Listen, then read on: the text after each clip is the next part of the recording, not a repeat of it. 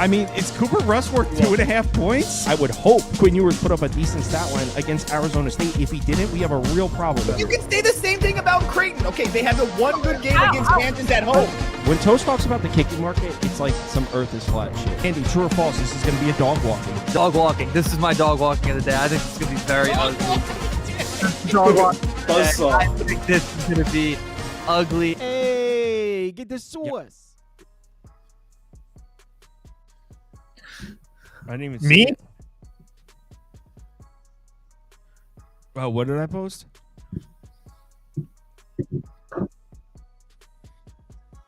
Discord. You can still get off Toast's. Oh yeah. That was funny. it actually cast a. We all won our bets in that one. Yeah, I was just telling Sauce that was like one of the luckiest bets I've had in a while to cash that Cowboys team total over 23.5. Destroyed NFL today, 5-1. I was pretty excited. Attaboy. Here, I had a good one myself. Was that a fun Sunday? I really would have liked the Steelers +3.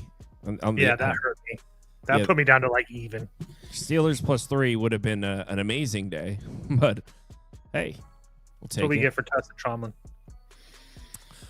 But yeah, all right. This will be a quick one. We're talking about the World Series. What game are we in this series? 3. Game 3. Oh yeah, that's right. For game 3, we're in Toronto. It's 1-1. Yep, I remember. Dodgers took game 2. I remember. I'm up to speed. So Toast, take us through it. I'm going to be playing the over 8 personally. You can still get that everywhere. It's around 115 to 120.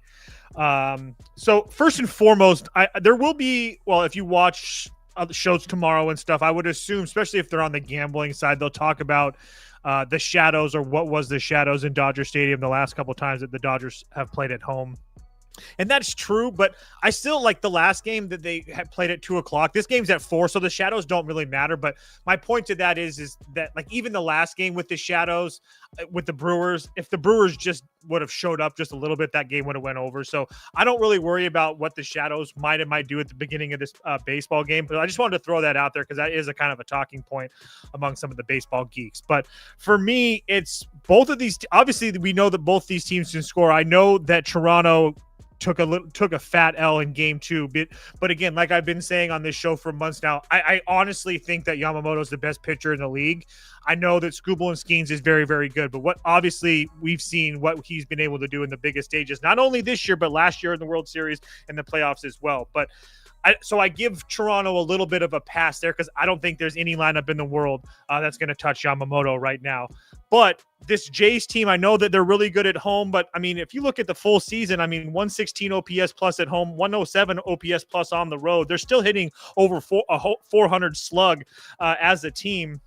And Tyler Glass now, although is very good, but the Dodgers only 10-8 when he starts, so it's not like the Dodgers are in win day every time that Glass now hits the mound. On top of that, I mean, his home starts, his home record and stuff looks really good. But I mean, if you go through it really quickly, I mean, look at the teams that he's faced recently at home: the Giants, the Rockies, the Padres, the Cardinals, the Blue Jays, 2 runs in 5 innings, the Twins, Milwaukee, and Pittsburgh. I mean, so really Toronto and Milwaukee is the only 2 offenses that really scare you.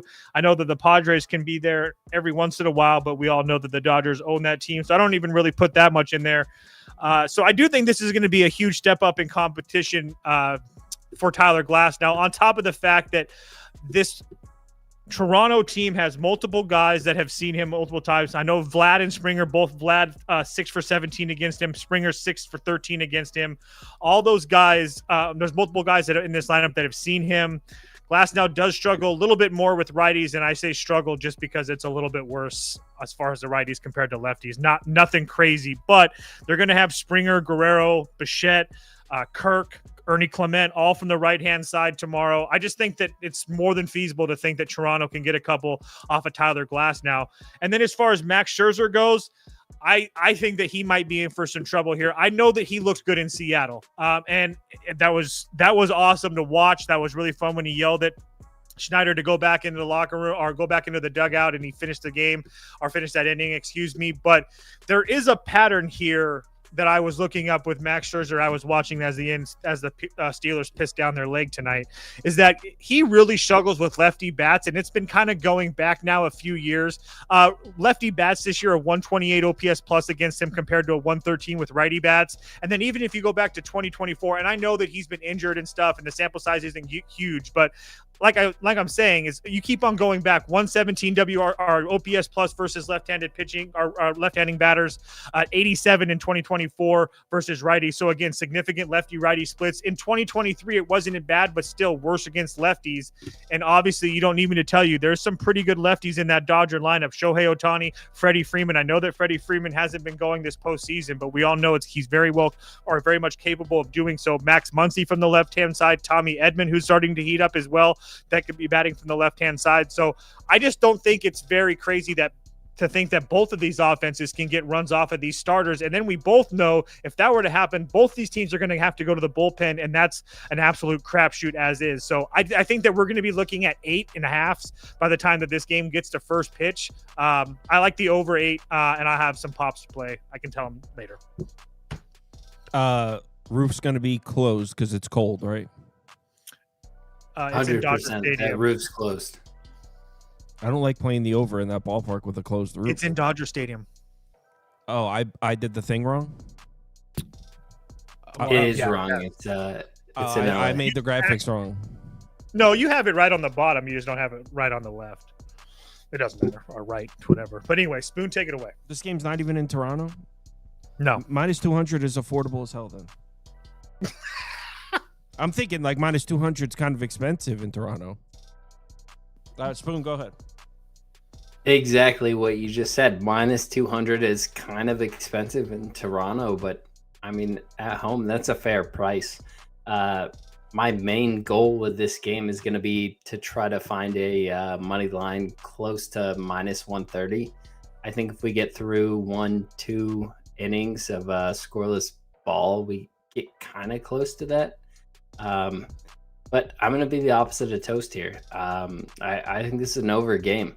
I think we find ways to get runs. He's on the over. All right. I thought he was doing a bit. I was like, So did I. I was like, what happened? yeah, no, he likes the over a lot. You're good. I think we find a way to get runs as well. Scherzer, Glasnow on the mound. We see a bunch of really great names that everybody recognizes in the baseball realm. But Scherzer, Glasnow, at this point, Scherzer's going to give up 2 runs in a good game for him. And Glasnow is probably going to give up 1 himself. I think by the time we get out of this game, it's probably 2-1. We're leaving the 4th inning, and the bullpen arms are starting to come in. I think we find lots of ways to get runs in this game. It's an over or nothing for me, but I'm going to be looking for a way to get a live Dodgers money line. Jacob in the comments says you're drunk from the Pub Sports stream. Were you drinking on the camera today? Probably. Probably is a wild answer. Like, I'm not even sure. All right. So, yeah, I'll put Dodgers out. As you guys can deduct, I haven't watched it. I haven't watched any. I'm with college football and an NFL going on. I'm a bit busy at the moment. I would love to get into some NBA too. I just don't have time. Thanksgiving weekend is rivalry weekend for college football. And then after that, it's the postseason and bowl games. And that's a little better, a little easier for me in terms of my time. So once we get to Thanksgiving weekend, then I'll start doing NBA videos every night. Actually, I think my NBA spreadsheet should be up and running in the next 48 hours. So yeah, Thanksgiving weekend's when I really start doing NBA and then college basketball and all that. So everyone, thanks for tuning in. Enjoy your night. Talk to you all. There's a video up for Monday Night Football.